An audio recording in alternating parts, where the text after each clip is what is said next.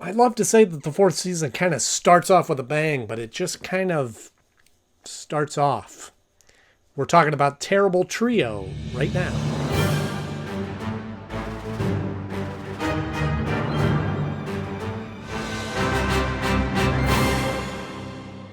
Hello, friends. Welcome back to the show. So glad to see you once again. And if you're new here, thank you for joining us. This is where we talk about Batman the Animated Series, because if you're like me and grew up watching that show on Saturday mornings and in the afternoons, and it made you a huge Batman fan today, like me, then I hope you'll stick around and hit subscribe, because we're talking about each and every episode of the series. And today, we're talking about the first episode of the fourth season, The Terrible Trio, which originally aired on September 11th, 1995.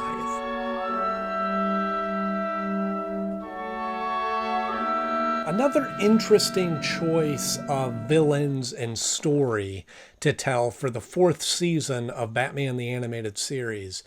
And there's a lot of questions that I have in my head about the existence of the fourth season and why it is the way it is. But we'll talk all about that right after our 60-second rundown of the episode. Here we go. There are some masked hoodlums that are in this building that are stealing some valuables. There's one that has a fox head, a shark's head, and a eagle's head. And Batman and Robin show up and they try to fight them, and they chase after him. Robin gets his arm broken, and Batman starts investigating this, trying to figure out what they're doing. They're taking on the motifs of these predators. And then they show Batman at this country club, and he's shooting some clay pigeons, and he's talking with these three guys that are a part of this sorority, or not sorority, a frat house in college, but they're very rich and come from money, and they're putting Batman or Bruce Wayne down because he is nice to the servants and people that help him out, and they think that they're superior. So obviously these are the trio guys. And then the one main guy starts talking with his girlfriend, who is her father is this really wealthy guy, and she is now come into is missing, he spent $5,000 of his money, and is doesn't know where it's going to come from. So the Fox guy writes her a check and says, "Oh, here you go." And then he tells his buddies, "Hey, we could go rob him." So they go and they rob him. But when they do, something goes wrong, and he wakes up, and he's supposed to be out of town. And so they punch him and knock him out and all this. And then they get away with the money, and Batman chases after them, and they dump the money. And then Batman's looking at the guy that's in the hospital, and he notices the insignia. And he goes, "Oh, this has got to be the guys." And so he chases after them, and he gets a hold of them, and he captures them, and puts them in prison, and gives them a taste of the real world. I really feel like I could have done this one. In appreciation for services rendered. We won't tell. Before I get into the details of this episode specifically, I want to talk a little bit about the fourth season, because something is very confusing to me. So it took some convincing to get the first season greenlit. It was like nothing we had ever seen before on television back in 1992. And it was a cartoon that featured Batman, and it was violent, and it was cool, and it was gritty, and it was all these wonderful things. And it was a daily show. It was airing in afternoons, and then eventually kind of slowed down and started airing just once a week. There's 60 episodes or something in the first season. And then the second season comes out, and it's just a 10 episode order, and it was kind of spaced out throughout the year. And then they had the third season, which was very similar. And in the third season, they switched it to the Batman and Robin adventures. They needed to have Robin in every episode. That ended with Deep Freeze, which we talked about in the last episode, on the 26th of November in 1994. And here we are, season 4 starts all the way into September. Now it's September 11th, 1995, almost a year later. And now in the fourth season, there's only 5 episodes. And they run sequentially 5 days in September. All the episodes come out. So that's odd that they, and so my impression is that they maybe had these extra 5 episodes that they had already produced laying around and said, let's just put them out there. I don't remember well enough when these episodes were originally airing, how they came out, if this was an afternoon thing, or if they just kind of snuck them into the schedule somewhere and there was no big fanfare about them.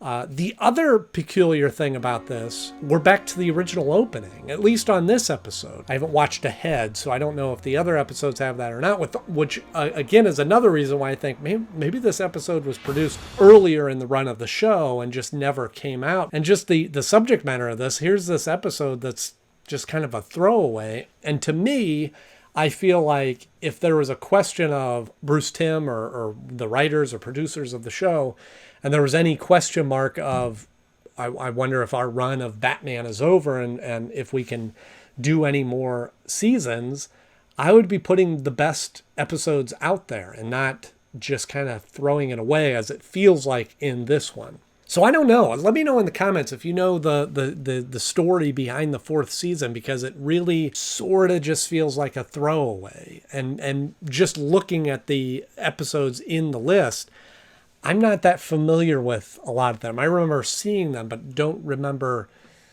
a lot of detail about them. So it's just an interesting play. Hate to tell you, but the costume party's over. But specifically for the Terrible Trio, it's not that it's a bad episode. It's just, I don't know what the driving force was behind this episode. It's kind of, again, we have these three kind of original villains in the episode. They got a neat gimmick. I like that they're the land, sea, and air predators masks, but there's nothing special about them. I mean, they are legitimately just a trio of frat boys that were bored. Because we were bored! And they're going to return all the money. Sure we will. Hey, we'll pay everybody back. So here we have, again, that horrible motivator of greed, let's get money. And here's a couple of guys that don't even need it. They are just stealing money for the sport of it. Ah, therein lies the problem. After all, what do the Rajas do when there are no more tigers to hunt? I'm sure you'll think of something, Warren. We don't know enough about the characters to feel sorry for them or feel one way or another. And it just feels like, yeah, Batman's going to take down a couple of college kids. And there's just not a lot to it, not a lot of substance. But they've got more money than the Mint. Why would they steal? And even right there in the beginning, they're robbing this place and Batman and Robin just show up. I don't know how they knew that something was going on there, but they did. Don't worry about me. Get them. It'll be a pleasure. You know, going back to what I was saying about earlier, this does feel like it was made later in production order because Robin feels like he's kind of forced in the episode too. And yet again, we really like to beat up on Robin. He gets his arm broke in the first battle. Sort of out of commission, sort of out of the action sequences. He's still in the episode and doing some computer work and flies the Batwing at one part. Sure. Leave me to steer with a broken arm. For all intents and purposes, kind of a non-essential part of the episode that if he wasn't in, Batman could have taken care of this stuff on his own. But in either case, that makes me think that this was made later, at least in the season 3 realm, but why does it have the new titles? At least he's got madness as an excuse. I think they were going down an interesting path on this, especially when they kind of set up the difference of Bruce Wayne and these other kids, where Bruce Wayne also has a lot of money and inherited it from his father like they did. Again, the compassion of Bruce Wayne as he knows the name of the people that is helping him out. Awfully chummy with the help, Bruce. Do you thank the garbage man for picking up your trash? If I happen to run into him. Donates a lot of his money and helps out a lot of great charities and does good things, whereas we have the kind of the opposite side of the coin, if you will. These guys have a bunch of money that they inherited and have no compassion for anybody. So I think that was a neat path that they went on, where they started kind of dabbling in that theme, but I don't feel like it was well developed or well established in that.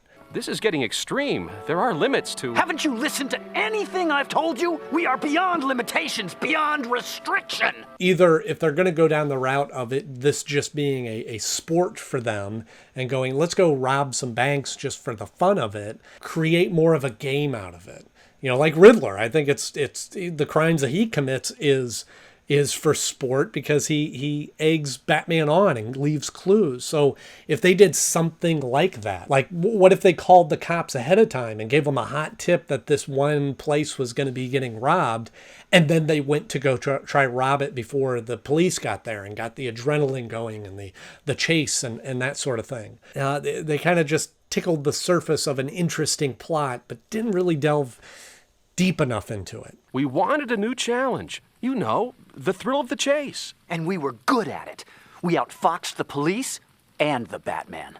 But I do have to say that one of the things this episode has going for it that I don't think I've seen in any other episodes, you know, Batman drives a lot of fear into criminals and backs them up against a wall and does a lot of things. And a lot of the villains react in different ways, begging for their life, trying to get out of this.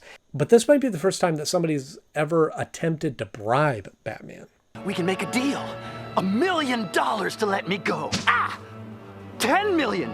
Think about it. Buys a lot of batarangs. So when it comes time to rank this episode, I'm really trying to weigh the pros and cons of this and see it for what it is and not be too hard on it. But I really got to compare it to everything else in the list, even though they kind of start down a kind of fun path, kind of a neat gimmick with these villains.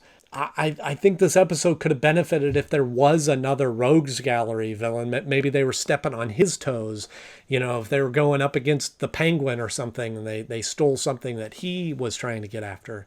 I think it could have helped out this episode. But for all those reasons, it ends up falling at the number 66 spot of my favorite episodes so far. Just below Fire from Olympus, because I had some problems with that episode, but at least it has Maxie Zeus, who is a villain from the comics. And although I don't think he was executed as well in this show, he's still a pretty decent villain, and it gave a lot for Batman to play with. But it beats out Appointment in Crime Alley because that story is weak and things just happen randomly. At least this episode, Terrible Trio, has some purpose behind it. I'll get justice, the best that money can buy! So I kind of mentioned this before, but let me know what your thoughts of the fourth season are. Now that we're into the home stretch of the animated series, what do you think happened with the fourth season? Why does it all happen within a week? Why are they kind of just this weird, eclectic variety of episodes? Let me know in the comment section below. Whether you agree or disagree with my opinions on this episode, if you enjoyed watching my review of this, then just hit that thumbs up like button. If you want to see more content like this, just hit subscribe. I have new episodes coming out every Tuesday and Thursday, and next Tuesday we have the episode Showdown, so you don't want to miss that. As always, I'm Andy Knode. Thank you so much for watching. I'll see you soon.